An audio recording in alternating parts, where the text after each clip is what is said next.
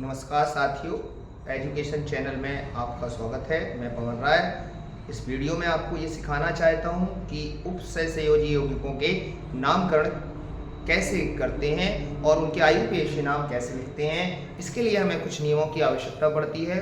उन नियमों को हम इन्हीं क्वेश्चनों के अंतर्गत समझते चलते हैं और इनके आयुपेशीय नामकरण आपको लिखाना सिखाते हैं। पेपर की दृष्टि से बहुत महत्वपूर्ण है। ये अभी तक जितने पेपर हुए हैं उनमें आयुपेशीय नाम जरूर आते हैं, तो ध्यान से सुनिएगा। बहुत सारी बातें आपको बतानी है और इनके नामकरण कराने हैं। आइए चलते हैं आयुपेशीय नाम की तरफ। सबसे पहले ऐसे यौगिकों को जो आपके सामने दिख रहे हैं इनको संकुल यौगिक कहते हैं। संकुल यौगिक के बारे में विस्तृत चर्चा हमने पिछले लेक्चरों में कर दी है। आज केवल आयुपेशीय नाम पर चर्चा करेंगे। तो ये संकुल यौगिक है। इसमें जो दो पार्ट होते हैं, एक धनायनिक और एक ऋणायनिक और एक उदासीन भी होते हैं।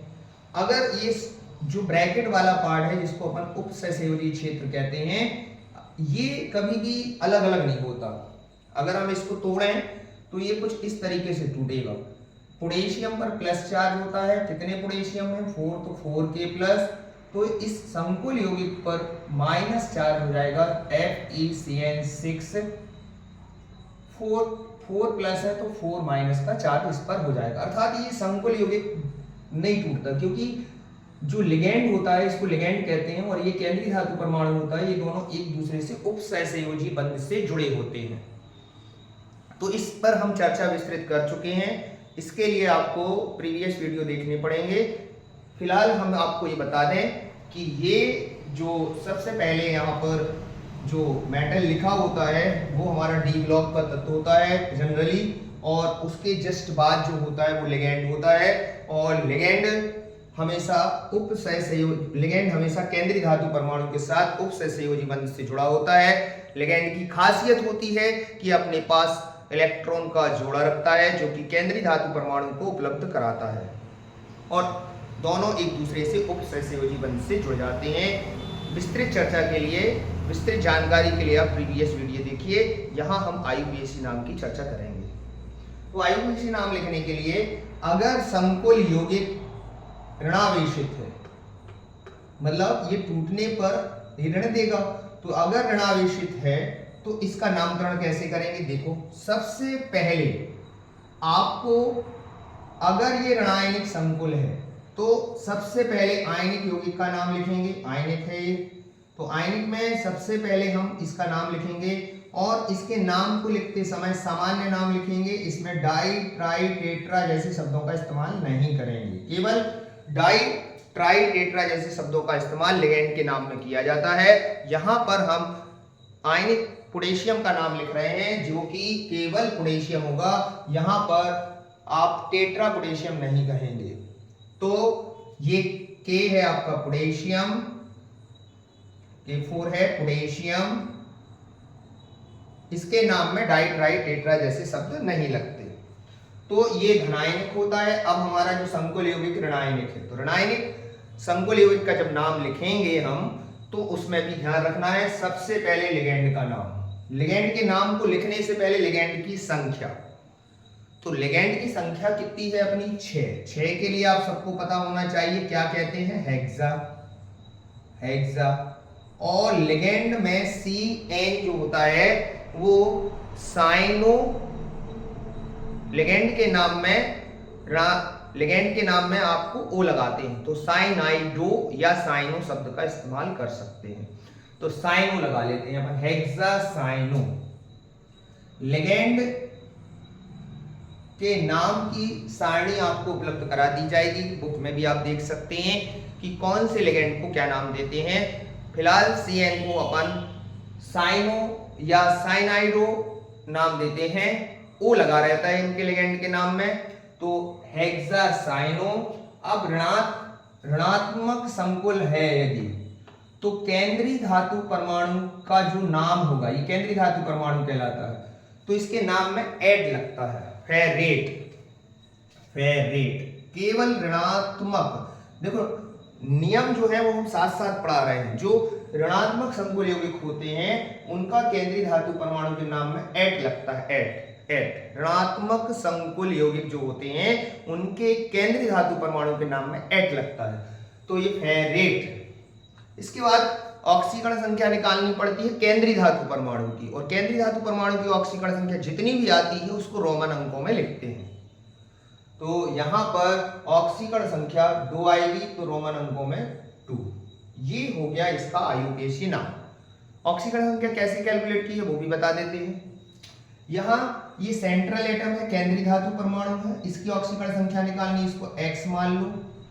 पोटेशियम का चार्ज रखना है, आपको पता है पोटेशियम +1 का चार्ज रखता है। कितने पोटेशियम है? 4, तो 4 का मल्टीप्लिकेशन प्लस साइनाइड जो होता है, सामान्य नाम में साइनाइड है, लिगेंड के नाम में साइनाइड है या साइनाइड हो, तो साइनाइड पे -1 का चार्ज होता है। लिगेंड की सारणी आपको उपलब्ध करा देंगे, बुक में भी है ये, तो किस पर कितना चार्ज होता है ये आपको ध्यान रखना है। ऋणात्मक लिगेंड है साइनाइड, और उसको लिगेंड के रूप में साइनो या साइनाइडो कहते हैं, इस पर -1 का चार्ज होता है। और CN के 6 अणु हैं, इसलिए × 6 ऊपर कोई चार्ज यहाँ इस पूरे में तो नहीं है, बराबर 0। तो इसको हल करेंगे जब, तो 4 + x और यहाँ -6 आ जाएगा = 0, तो यहाँ पर वैल्यू आ जाएगी x, 4 - 6 - 2 = 0, तो x की वैल्यू आ गई 2। तो यहाँ पर केंद्रीय धातु परमाणु की ऑक्सीकरण संख्या आ गई 2, जिसको रोमन अंकों में अपन इस तरीके से ब्रैकेट के अंदर लिखते हैं। तो इस प्रकार से ये पहला संकुल यौगिक था जिसका नाम है पोटेशियम हेक्सासाइनोफेरेट सेकेंड। एक बार और देख लें इसको कैसे लिखा है हमने। अगर कोई भी आयन इस ब्रैकेट के बाहर है तो उसका नाम पहले लिखा जाएगा, ध्यान रखें। ब्रैकेट के बाहर जो भी लिखा होगा उसका नाम पहले लिखेंगे, उसके नाम में डाई ट्राई टेट्रा जैसे शब्दों का इस्तेमाल नहीं करेंगे। साथ में जब संकुल यौगिक का नामकरण करेंगे तो पहले लिगेंड की संख्या, फिर लिगेंड का नाम, फिर केंद्रीय धातु परमाणु का नाम, और फिर रोमन अंकों में ऑक्सीकरण संख्या। अगर ये जो संकुल आयन है वो ऋणात्मक है, पता कैसे चलेगा? अगर ये आयन को जब आप तोड़ेंगे तो ये धनायन हो जाएगा, ये ऋणायन हो जाएगा, और ऋणायन है यदि, सीधी सी बात, अगर इस तरफ कुछ ये आपका यौगिक या आयन लिखा हुआ है, तत्व लिखा हुआ है, तो वो ऋणायन संकुल आयन ऋणायन बनेगा, वो प्लस बन जाएगा। तो इसका नाम, अगर ये ऋणात्मक संकुल आयन है तो इसके केंद्रीय धातु परमाणु के नाम में एट लगेगा। इस बात को ध्यान रखिए, ये संकुल यौगिकों के आयुर्वेदिक नाम लिखने के नियम है, ठीक है। तो ये हुआ पहला संकुल यौगिक पोटेशियम हेक्सासाइनो, ऋणात्मक होने के कारण इसके नाम में एट लगेगा, फेरेट, और ऑक्सीकरण संख्या इस तरीके से कैलकुलेट करेंगे तो 2 आएगी, ध्यान रखें इसको, ठीक है। तो एक बात बस ध्यान रख लें, जो संकुल यौगिक के बाहर जो तत्व होता है उसके नाम में डाई ट्राई टेट्रा जैसे शब्दों का इस्तेमाल नहीं करना है, केवल लिगेंड के नाम में करना है, ठीक है। चलो दूसरा आते हैं। यहां पर आपको इसका नामकरण करते समय थोड़ा सा ध्यान रखना है, क्योंकि जब ये टूटेगा तो आपको पता है कि संकुल यौगिक नहीं टूटता कभी भी, वो एज इट इज रहता है। तो यहाँ इसको एज इट इज लिखेंगे CONH3 और इस पर कितना प्लस आएगा अभी थोड़ी देर बाद देखते हैं। Cl पे सबको पता है माइनस चार्ज होता है, कितने Cl हैं? 3, तो 3 Cl पे 3 माइनस, तो सामने वाले पर 3+ का चार्ज, ठीक है। ये तोड़ना नहीं है आपको, ये हम सिखा रहे हैं कि ये धनायनिक संकुल है जबकि ऋणायनिक संकुल था। तो ये तो केवल सिखाने के लिए, ये आपको पेपर में नहीं करना, आपको तो ये केवल नाम लिखना है, ठीक है। तो अब ये पता चला धनायनिक संकुल है, और धनायनिक संकुल है तो आपको उसके केंद्रीय धातु परमाणु के नाम में कोई विशेष शब्द नहीं, जो है तो है। CO को कोबाल्ट कहते हैं तो कोबाल्ट ही लिखेंगे अपन। धनायनिक संकुल के केंद्रीय धातु परमाणु में कोई विशेष शब्द नहीं लगाएंगे, केवल ऋणायनिक संकुल के केंद्रीय धातु परमाणु में एट लगाएंगे, ठीक है। तो यहाँ पर सबसे पहले अगर इस तरीके का कोई कंपाउंड आ गया है तो सबसे पहले आपको यहां से ब्रैकेट को सॉल्व करना, धनायनिक संकुल को पहले लिखना, उसमें भी पहले लिगेंड की संख्या। तो हेक्सा NH3 को कहते हैं एमीन, हेक्सा एमीन, ठीक है। अब CO को क्या कहते हैं? कोबाल्ट। अब यहां आ जाओ, अब जब इसका नाम लिख जाए तो उसके बाद यहां ऑक्सीकरण संख्या लिखी जाएगी और फिर इसका नाम लिखा जाएगा Cl का। फिर Cl में संकुल यौगिक के बाहर है ये, तो फिर इसके नाम में डाई ट्राई टेट्रा जैसे शब्द नहीं लगेंगे। ये जब ऋणायनिक है और संकुल यौगिक धनायनिक है तो इसके नाम में आइड लगेगा, क्लोराइड। जनरली अपन NaCl को क्या बोलते हैं, सोडियम क्लोराइड, तो आइड लगता है इसमें। यहां पे भी आपका जो Cl है लिगेंड नहीं है, जब ये अंदर लिखा होगा यहां पर तो यहां पर ये लिगेंड की तरह ट्रीट करेंगे और इसके नाम में O लगेगा, क्लोरो या क्लोराइडो।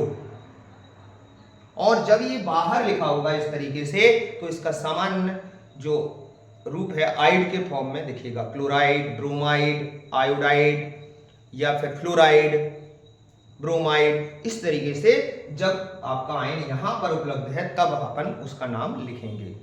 ध्यान रखें, अगर यही यौगिक NH3 के स्थान पर Cl उपस्थित होता तो आप वहां पर Cl का नाम क्लोराइडो या क्लोरो लिखते, क्योंकि लिगेंड के नाम में O लगा देते हैं। ठीक है, तो यहां पर Cl3 में डाई ट्राई टेट्रा जैसे शब्द नहीं लिखेंगे और उसके पहले ऑक्सीकरण संख्या लिखेंगे और फिर Cl के लिए हम क्लोराइड शब्द का इस्तेमाल करेंगे। क्लोराइड, Br होता है तो ब्रोमाइड, 3 हो 4 हो 5 हो उससे कोई दिक्कत नहीं, क्लोराइड।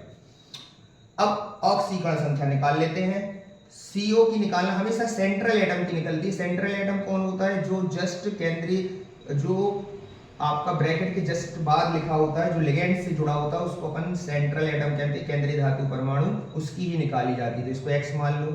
अब आपको पता होना चाहिए NH3 एमीन है। आप कहते सर एमीन कहाँ से लिख देते हो, लिगेंड का नाम है, आपको लिगेंड की सारणी उपलब्ध करा देंगे और आप बुक से भी लिगेंड के नाम को देख सकते हैं। यहाँ एक क्लास में हम लिगेंड की पूरी सारणी आपको बता देते हैं। तो NH3 को एमीन कहते हैं। एमीन एक उदासीन लिगेंड है। उदासीन लिगेंड पर कोई चार्ज नहीं होता, NH3 पर 0 चार्ज होता है, हमेशा ध्यान रखिए। तो आपको सभी लिगेंडों पर कितना चार्ज होता है और कौन सा ऋणायनिक लिगेंड है, कौन सा धनायनिक लिगेंड है, कौन सा उदासीन लिगेंड है, ये पता होना चाहिए। बुक्स में ये आपको पूरी सारणी के रूप में उपलब्ध है, आपको भी मैं अलग से उपलब्ध करा दूंगा। तो फिलहाल जिनको नहीं पता है वो ध्यान से सुनिए। NH3 एमीन है, उदासीन लिगेंड है, इस पर कोई चार्ज नहीं होता, तो 0 × कितने एमीन के अणु 6। आगे बढ़ो, Cl पर कितना चार्ज होता है आप सबको पता है, -1। कितने Cl है 3, ऊपर कोई चार्ज नहीं, 0। बस हल कर लीजिए, तो यहाँ जाएगा 6x + 0 × 6 0 हो गया, 3 × -1 -3 हो गया, = 0। तो x की वैल्यू आ गई 3। तो इस तरीके से यहाँ ऑक्सीकरण संख्या रोमन अंकों में इस तरीके से लिखी जाएगी, थर्ड क्लोराइड। तो जब भी आपका संकुल आयन धनायनिक है तो उसके नाम को लिखते समय सबसे पहले लिगेंड की संख्या, फिर लिगेंड का नाम, फिर केंद्रीय धातु परमाणु का नाम, और केंद्रीय धातु परमाणु का कोई विशेष नाम नहीं होगा, सामान्य नाम लिखा जाएगा जो आप जानते हैं, और ऑक्सीकरण संख्या इस तरीके से कैलकुलेट कर ली जाएगी। उदासीन लिगेंड कौन से होते हैं आपको पता होना चाहिए, तो सारणी से आप देख सकते हैं। और फिलहाल इस लेक्चर में तो बता पाना संभव नहीं है क्योंकि ये अपन को इस लेक्चर में IUPAC नाम की गणना करनी है, सीखनी है। अगले लेक्चर में मैं जरूर लिगेंड के नाम और उन पर कितना आवेश होता है, कौन धनायनिक कौन ऋणायनिक लिगेंड है, इनके बारे में बता दूंगा। फिलहाल आप बुक का इस्तेमाल भी कर सकते हैं। तो अगले संकुल यौगिक पर जाते हैं। अब इस तरफ देखें, इसमें ये उदासीन संकुल है। उदासीन संकुल है मतलब ये टूटेगा नहीं प्लस माइनस में, क्योंकि संकुल यौगिक प्लस माइनस में नहीं टूटते हैं। तो इसकी गणना कैसे करेंगे, इसमें 2 लिगेंड है। जो फर्स्ट में आपका CO लिखा है, ये केंद्रीय धातु परमाणु है, ये लिगेंड है, ये लिगेंड है। तो एक से ज्यादा लिगेंड संकुल यौगिक के अंदर उपस्थित हो सकते हैं। तो इसमें नामकरण करने के पहले आपको ये पता होना चाहिए NO2 पर कितना चार्ज होता है, -1। NH3 अभी बताया था 0 चार्ज रखता, उदासीन लिगेंड है। अब दोनों में से किसको पहले लिखें, जो अंग्रेजी वर्णमाला में पहले आता है, अल्फाबेट में पहले आता है, तो एमीन A और नाइट्रो N। तो ये एमीन पहले आएगा अंग्रेजी वर्णमाला, एमीन, नाइट्रो तो N से स्टार्ट हो रहा है, नाइट्रो, तो ये तो बाद में आएगा। तो यहाँ से अपन इस्तेमाल करेंगे 3 के लिए। अपन लिगेंड के नाम में डाई ट्राई टेट्रा जैसे शब्द लगते हैं, बाकी कहीं नहीं लगते। तो दोनों लिगेंड हैं तो इनके नाम में डाई ट्राई जैसे शब्द लगेंगे। तो 3 है, तो सबसे पहले लिगेंड के नाम ही लिखते हैं अपन यहाँ पर। तो ट्राईएमीन, NH3 को एमीन बोलते हैं, उदासीन लिगेंड है। फिर 3 के लिए फिर आ गया ट्राई, NO2 का नाम आपको पता हो तो बता सकते हैं, फिलहाल हम बता देते हैं नाइट्रो, ट्राई नाइट्रो। सब में देखो ये उदासीन लिगेंड के नाम में वो नहीं लगता, मगर जो आपके ऋणात्मक लिगेंड होते हैं NO2 हो गया, CN हो गया, इनके नाम में ओ लगता है। साइन हो गया, ये हो गया, देखो नाइट्रो हो गया, ये एमीन उदासीन लिगेंड है। कंफ्यूजन आपको हो रहा होगा क्योंकि लिगेंड के बारे में आपको सारणी देखना पड़ेगी, कौन उदासीन होते हैं, कौन ऋणायनिक होते हैं, कौन धनायनिक होते हैं। ठीक है, तो NH3 उदासीन है इसलिए इसका नाम एमीन पढ़ा जाता है। ये नाइट्रो ऋणात्मक लिगेंड है तो इसके में नाइट्रो लगा हुआ है। अच्छा, ट्राई है, 3 है तो ट्राई नाइट्रो, दोनों लिख गए। अब आ जाओ, केंद्रीय धातु परमाणु कोबाल्ट है। अब आ गई ऑक्सीकरण संख्या की बारी, तो यहाँ से निकाल लो। केंद्रीय धातु परमाणु की निकलती X, NH3 पर अभी बताया था कितना चार्ज होता है, 0, 0 × 3। NO2 एक ऋणात्मक लिगेंड है, ऋण 1 का चार्ज होता है, ऋण 1 × 3 बराबर 0। तो यहाँ से इसका 0 हो जाएगा, ये -3 हो जाएगा बराबर 0, तो x बराबर हो जाएगा 3। तो यहाँ पर अपन को रोमन अंकों में इसको लिखना है 3। ठीक है, तो इस तरीके से हम इसका नाम लिखेंगे। इस तरफ ये धनायनिक और ऋणायनिक में नहीं टूट रहा है। उदासीन संकुल, उदासीन संकुल में पहले लिगेंड की संख्या, फिर लिगेंड का नाम, दो लिगेंड है। अल्फाबेट में जो पहले आता है उसको लिखेंगे, एमीन पहले आएगा, ट्राई एमीन, ट्राई नाइट्रो, इसको नाइट्रो बोलते हैं, ये उदासीन लिगेंड है, ऋणात्मक लिगेंड है। Try amine, tri nitro, CO को कोबाल्ट कहते हैं, ऑक्सीजन के NH3 पर 0 चार्ज, NO2 पे -1 × 3 उस तरफ गया तो 3। ठीक है, सबको समझ में आ रहा है? चलो अब नेक्स्ट, यहां पर थोड़ा सा समझना बहुत जरूरी है। इसके नाम को समझने के लिए थोड़ा सा दिमाग लगाना है। ये तो पता है आपको कि ये टूटेगा इस तरीके से, इस तरीके से, तो ये माइनस बन जाएगा, ये प्लस हो जाएगा। धनायनिक लिगेंड है, इसके केंद्रीय धातु परमाणु के नाम में कोई विशेष शब्द नहीं लगेगा, केवल ऋणायनिक संकुल जो होते हैं उनके केंद्रीय धातु परमाणु के नाम में एट लगता है ऋणायनिक संकुल में। तो ये तो धनायनिक है क्योंकि ये ऋण बनेगा, ये प्लस बन जाएगा। तो इसमें नामकरण करने से पहले EN के बारे में समझना पड़ेगा। तो EN के बारे में यहाँ देख लीजिए। EN को अपन क्या कहते हैं? Ethylene diamine, ethylene diamine. इसका स्ट्रक्चर कैसा होता है ये भी देख लीजिए। CH2 NH2 और यहाँ NH2, इसके ऊपर एक लोन पेयर होता है, इसके ऊपर एक लोन पेयर होता है, यहाँ से एक जोड़ी देता है, यहाँ से एक जोड़ी देता है। द्वितंतुर लिगेंड है और ये उदासीन लिगेंड की कैटेगरी में आता है। इस पर कोई चार्ज नहीं होता, उदासीन है मतलब इस पर 0 चार्ज होता है। और मगर द्वितंतुर लिगेंड है क्योंकि दो अलग अलग दाता परमाणु हैं। तो इसका फॉर्मूला है, शॉर्ट फॉर्म में ये है। अब सुनो, जिनके नाम में पहले से डाई, ट्राई, टेट्रा जैसे शब्द लगे हों तो उसमें अब यहाँ देखो, इसके नाम में खुद एथिलीन डाईएमीन है और यहाँ 3 लगा, तो अब फिर हम यहाँ टेट्रा शब्द इस्तेमाल नहीं करेंगे। ऐसे यौगिक जिनके नामकरण में पहले से कार्बनिक यौगिक हैं और उनके नाम में पहले से डाई, ट्राई जैसे शब्द लगे हैं, तो उनके लिए 2 के लिए बिस, 3 के लिए ट्रेस और 4 के लिए टेट्राकिस जैसे शब्दों का इस्तेमाल करते हैं। बिस, ट्रेस, टेट्राकिस, ध्यान रखें। तो यहाँ पर देखो 3 है, तो 2 के लिए बिस, 3 के लिए ट्रेस। तो यहाँ पर अपन लिगेंड, ये ऋणायनिक, ये धनायनिक, धनायनिक में पहले लिगेंड की संख्या तो 3 है, 3 के लिए टेट्रा नहीं लगाएंगे क्योंकि यहाँ पर इसके नाम में ऑलरेडी एथिलीन डाईएमीन है। और कार्बनिक यौगिक के जब नामकरण करेंगे तो इनके नाम में अगर पहले से डाई, ट्राई जैसे शब्द हैं तो उसके संख्या को लिखने के लिए इन शब्दों का इस्तेमाल करेंगे। तो 3 के लिए लग जाएगा ट्रेस, ट्रेस। अब इसका नाम क्या है, इसको लिख देंगे अपन क्या, एथिलीन डाईएमीन, एथिलीन डाईएमीन। ये हो गया लिगेंड का नाम। अब आ जाओ, धनायनिक के केंद्रीय धातु परमाणु में कुछ नहीं लगाएंगे तो Cr को क्रोमियम कहते हैं, क्रोमियम। अगर ये ऋणायनिक होता, ऋणायनिक ये, तो इसको क्रोमेट बोलते, ऐड लगता क्रोमेट, मगर ये ऋणायनिक, ये धनायनिक, धनायनिक के केंद्रीय धातु परमाणु में कुछ नहीं लगता, क्रोमियम। अब आ जाओ, यहाँ देखो ये बाद में था तो इसको बाद में लिखा था, पहले ऑक्सीकरण संख्या लिखी थी, तो पहले ऑक्सीकरण संख्या लिखेंगे, यहाँ जगह नहीं है तो यहाँ लिख देते हैं ऑक्सीकरण संख्या और फिर इसका नाम। तो Cl को हमने क्या बताया था, क्लोराइड। लिगेंड होता था क्लोराइडो और या क्लोरो, और अगर ये आयनिक यौगिक है बाहर लिखा है तो इसका समान नाम क्लोराइड पढ़ा जाएगा, क्लोराइड। अगर ये यहाँ होता अंदर तो क्लोरो पढ़ा जाता या क्लोराइडो पढ़ा जाता। ठीक है, अब ऑक्सीकरण संख्या निकाल लो। En पे 0 चार्ज होता है, हमने बताया उदासीन है, तो यहाँ से x प्लस इसको x मान लिया, इस पे 0 × 3 0 हो गया। Cl पे सबको बताया -1, कितने Cl 3 बराबर 0, तो यहाँ से ये 0 हो गया और 3 एकम 3 हो गया बराबर 0, तो x की वैल्यू आ गई 3। तो यहाँ पर थर्ड ये हो गया इसका नाम। ध्यान रखें इस तरीके से इसका नाम लिखा जाएगा। ठीक है, वीडियो को बार बार देखें, आपको समझ में आ जाएगा। एक बार और, अगर जो लिगेंड है वो कार्बनिक लिगेंड है और इनके नाम में पहले से डाइट्राइड जैसे शब्द हैं, तो आपको क्या करना है, उनमें अगर उनकी संख्या है लिगेंड की तो उनमें फिर से नहीं लगाना, फिर उनके लिए आप ये शब्द इस्तेमाल करेंगे। 2 के लिए बेस, 3 के लिए ट्रेस और 4 के लिए टेट्राकेस। ठीक है, तो ये 3 था तो ट्रेस। और En को अपन क्या कहते हैं, एथिलीन डाइअमीन, और इस पर 0 चार्ज होता है और Cr क्रोमियम कहलाता है, तो क्रोमियम लिखा है। और जब ये लिगेंड के इस लिगेंड ना हो, बाहर लिखा हो, तो इसका नाम सबसे अंत में लिखेंगे, उसके पहले ऑक्सीकरण संख्या लिखेंगे। ठीक है, अब आ जाओ इस पर।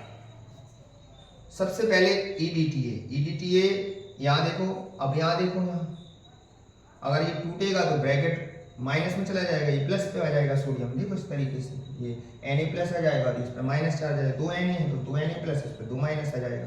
अब सुनो, तो हमने सबसे पहले बताया कि अगर संकुल यौगिक के बाहर कोई आयन है या कोई तत्व है तो उसका नाम सबसे पहले लिखेंगे, तो ये सोडियम है। इसके नाम में डाइट्राई जैसे शब्दों का इस्तेमाल नहीं करेंगे, ध्यान रखना। इसके नाम में डाइट्राई जैसे तत्वों का, डाइट्राई जैसे शब्दों का इस्तेमाल नहीं करते, केवल लिगेंड के नाम में करते हैं। तो ये Na2 है तो इसको पढ़ेंगे सोडियम सोडियम सोडियम। अब आ जाओ, संकुल यौगिक के नाम में पहले लिगेंड का नाम लिखते हैं, तो EDTA का नाम सबको पता होना चाहिए, ethylene diamine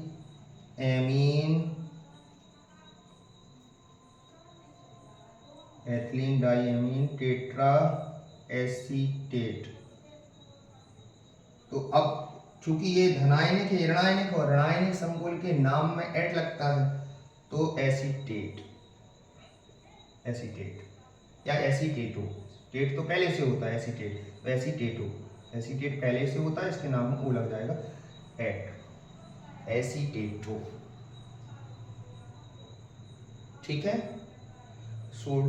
ethylene diamine tetra acetate, और ऋणायनिक लिगेंड के नाम में ओ लगता है, तो एसीटेटो, ओ लग गया इसमें। ठीक है, अब केंद्रीय धातु परमाणु के नाम में यहाँ भी देख लो, फेरेट लगा है, एट लगता है, लिगेंड के नाम में ओ लगता है, तो ओ लग गया। ये पूरा नाम है इसका, एथिलीन डाइएमीन टेट्रा एसीटेट, और ऋणात्मक लिगेंड है इसलिए ओ लग गया, एसीटेटो। अब निकेल सामान्य नाम है, किंतु ये ऋणायनिक है क्योंकि ये धन बनेगा, ये ऋण, और ऋणायनिक संकुल के नाम के केंद्रीय धातु परमाणु में एट लगता है, तो निकलेट, निकलेट। अब आ गई ऑक्सीकरण संख्या की बारी। तो ऑक्सीकरण संख्या कैसे कैलकुलेट करेंगे, देखिए आप लोग। ठीक है, तो ऑक्सीकरण संख्या इसकी कैसे कैलकुलेट करेंगे बताओ। EDTA पर कितना चार्ज होता है, तो आपको ये पता होना चाहिए। इसकी स्ट्रक्चर अभी हम आपको बना के दिखाते हैं बोर्ड, ये क्वेश्चनों को मिटा के। तो EDTA पर -4 का चार्ज होता है, ध्यान रखें, -4 का। कितने का, -4 का। दिखाएंगे कैसे होता है, इसकी स्ट्रक्चर बनाएंगे। EDTA पे -4 होता है तो निकाल सकते हो। यहाँ पर ऑक्सीकरण संख्या को लिखना है अपन को, तो निकाल के दिखाते हैं। सोडियम पर +1 का कितने सोडियम, 2 × 2, प्लस निकेल का निकालना है, X हमेशा केंद्रीय धातु परमाणु का निकलता है, प्लस EDTA पे कितना चार्ज होता है, -4 बराबर 0, हल कर लो, 2 एकम 2 धन x ऋण 4 बराबर 0, तो x 2 में 4 ऋण 2 बराबर 0, तो x की वैल्यू आ गई 2, तो यहाँ पर आ जाएगा 2। तो यहाँ पर ऑक्सीकरण संख्या आई 2। तो ध्यान रखें इस तरीके से कैलकुलेट जाएगी। EDTA ऋणात्मक लिगेंड है, इसके नाम में ओ लगेगा, एसीटेट हो गया, पूरा नाम है एथिलीन डाइएमीन टेट्रा एसीटेट, और पूरा नाम में ओ लगा दो तो एसीटेट हो। केंद्रीय धातु चूंकि संकुल यौगिक ऋणायनिक है, क्योंकि धन बनेगा, ऋणायनिक संकुल के केंद्रीय धातु परमाणु के नाम में एट लगता है, निकलेट। और ऑक्सीकरण संख्या EDTA पे -4 का चार्ज, सोडियम पर +1 का चार्ज, इस तरीके से कैलकुलेट हो जाएगी। अब इस पर आ जाओ, यहाँ देखो ध्यान से, इसको अपन थोड़ा सा रफ कर देते हैं। आपको स्क्रीनशॉट लेना है तो ले लीजिए, इसको रफ करा देते हैं। ठीक है, यहाँ देखिए सब लोग रफ कैसे इसको रफ कर रहे हैं। ठीक है, आपको इसको नोट करना है तो कर सकते हैं। तो स्क्रीनशॉट ले लीजिए, ठीक है। इसको रख करते हैं। अब देखिए यहाँ पर आपको पता है कि उदासीन लिगेंड है, क्योंकि ना तो यहाँ इस तरफ है और ना कोई इस तरफ आयन है, तो ये उदासीन लिगेंड, क्योंकि संकुल टूटते नहीं, अलग अलग नहीं हो पाएंगे, तो ये उदासीन संकुल है। अब इसमें लिगेंड के नाम को पहले लिखेंगे। कभी संकुल यौगिक का जो नामकरण करते हैं उसमें लिगेंड की संख्या फिर लिगेंड का नाम करते हैं। तो यहाँ पर देखो Cl और यहाँ Mn है। अब दोनों में से ये ऋणायनिक लिगेंड है तो क्लोरो पढ़ा जाएगा या क्लोराइड हो। ये उदासीन है तो NH3 को हमने अभी बताया था एमीन पढ़ते हैं, ठीक है। लिगेंड की संख्या 2 है तो डाई, यहाँ भी 2 है तो डाई। अब यहाँ एमीन है A और यहाँ क्लोरो है C, तो यहाँ एमीन का नाम पहले लिखेंगे। तो क्या आ जाएगा बताओ? डाई एमीन, डाइएमीन हो गया, फिर डाइक्लोरो, ठीक, डाइएमीन डाइक्लोरो, दोनों लिगेंड हो गए। अब आ जाओ केंद्रीय धातु परमाणु का नाम। अब ऋणायनिक होता तो एट लगता, समान नाम चलेगा, प्लेटिनम, पीटी प्लेटिनम। अब ऑक्सीकरण संख्या NH3 पर मौखिक निकालते हैं। NH3 पर कितना था? 0, इसको x मानेंगे 0 × 2, ये तो 0 ही हो गया, प्लस लगाते हैं बीच में। Cl पे कितना चार्ज होता है? -1, -1 × 2, -2 उस तरफ जाएगा, +2 आ जाएगा। ऐसे प्लेटिनम को x मान लो, NH3 पे 0 चार्ज, कितने NH3 में? 2, प्लस Cl पे कितना चार्ज? -1 × 2, इसको हल कर लीजिए बराबर 0, तो x ये 0 हो गया, ये -2 हो गया बराबर 0, तो x बराबर आ गया 2। ये हो गई रोमन अंकों में ऑक्सीकरण संख्या, ये इसका नाम हो गया। इस पर आ जाइए, ये ऋण बनेगा, ये प्लस बनेगा, धनायनिक संकुल है, धनायनिक संकुल के नाम में कोई कुछ नहीं लगाएंगे, तो H2O नया लिगेंड आया। यहाँ देखो इस तरीके का यौगिक है, इसमें पहले लिगेंड की संख्या, फिर लिगेंड का नाम, फिर केंद्रीय धातु परमाणु का नाम। तो लिगेंड है, लिगेंड की संख्या 6 है, हेक्सा और H2O एक उदासीन लिगेंड है। H2O को IUPAC नाम में एक्वा पढ़ा जाता है, एक्वा लिख देते हैं। हेक्सा H2O को पढ़ेंगे एक्वा, हमेशा याद रखिए H2O कहीं मिले तो एक्वा पढ़ना है आपको, हेक्सा एक्वा।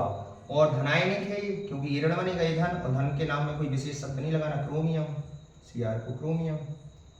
अब यहाँ देखिए आप लोग, जब इस तरीके का यौगिक होता है तो इसको लास्ट में लिखते हैं, उसके पहले ऑक्सीकरण संख्या। इसमें कितने भी अणु लिखे हों उससे कोई फर्क नहीं पड़ता, अणुओं की संख्या केवल लिगेंड में लिखते हैं, डाई, ट्राई, टेट्रा, हेक्सा, ये तो समान नाम में एक ही लिखा जाएगा, जो कि Cl को अपन क्या कहेंगे, इसके पहले ऑक्सीकरण संख्या लिखेंगे और इसका नाम लास्ट में लिखेंगे। Cl को क्या कहते हैं? क्लोराइड। ऑक्सीकरण संख्या निकाल लो, H2 उदासीन लिगेंड है तो इसको x मानो, H2O पर 0 चार्ज इंटू 6 और Cl पे -1 इंटू 3 बराबर 0, तो ये आ गया x + 0, ये हो गया -3 बराबर 0, तो x की वैल्यू आ गई 3, तो यहाँ पर 3, ठीक है। यहाँ आ जाइए, CO कार्बोनिल है, जब CO यहाँ पर लिखा रहता है तो ये कार्बोनिल होता है, और जब यहाँ पर लिखा हो तो कोबाल्ट की तरह ट्रीट करता है, ये कोबाल्ट। इसके लिखने का तरीका देखो, CO सेम पोजीशन पे लिखे हुए हैं, ये कार्बोनिल है, कार्बोनिल एक उदासीन लिगेंड है और उदासीन लिगेंड पर 0 चार्ज होता है। तो 4 है, तो जब भी संकुल यौगिक का नाम लिखते हैं पहले लिगेंड की संख्या लिखते हैं, टेट्रा, 4 के लिए टेट्रा, और CO को क्या कहते हैं? कार्बोनिल। लिगेंड के नाम में यहाँ पर ये उदासीन लिगेंड है, CO को कार्बोनिल कहते हैं, और यही इस टाइप से लिखा हो और वो भी केंद्रीय धातु परमाणु के स्थान पे लिखा हो तो इसको कोबाल्ट बोलते हैं, ठीक है। और ये यहाँ पर है तो ये लिगेंड है। देखो जब वही यौगिक लिगेंड बनता है तो उसका नाम कुछ और होता है, जब वो आयन बनता है तो कुछ और होता है। लिगेंड के नाम में डाई ट्राई शब्द लगते हैं और जब वो आयन होता है तो कोई डाई ट्राई नहीं लगते, ठीक है। तो टेट्रा कार्बोनिल, और अब ये निकेल है, ऋणात्मक लिगेंड होता तो निकलेट बोलते, सामान्य नाम लिखेंगे इसका निकेल। ऑक्सीकरण संख्या, तो निकेल को x मान लो, और कार्बोनिल एक उदासीन लिगेंड है, 0 × 4 बराबर 0, तो ये आ गया x + 0 = 0, तो ये ऑक्सीकरण संख्या 0 आ गई, ठीक है। 0 × 4 0 आ गई, तो ये 0, ठीक है। अब यहाँ आ जाओ, ये थोड़ा सा ध्यान से देखें, C2O4 का स्ट्रक्चर बनाया तो ये ऐसा होता है, इसको ऑक्सलेट बोलते हैं, ऑक्सलेट लिख देते हैं यहाँ, ऑक्सिलेट,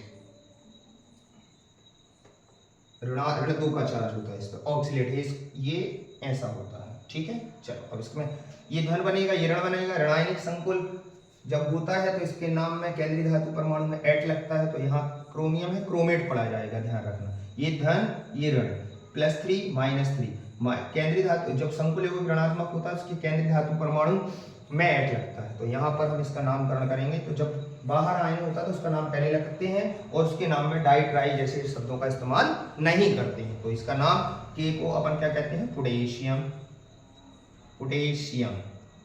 ध्यान रखें ये लिगेंड नहीं है तो इसके नाम में डाई ट्राई टेट्रा जैसे शब्दों का इस्तेमाल नहीं करेंगे, तो पोटेशियम।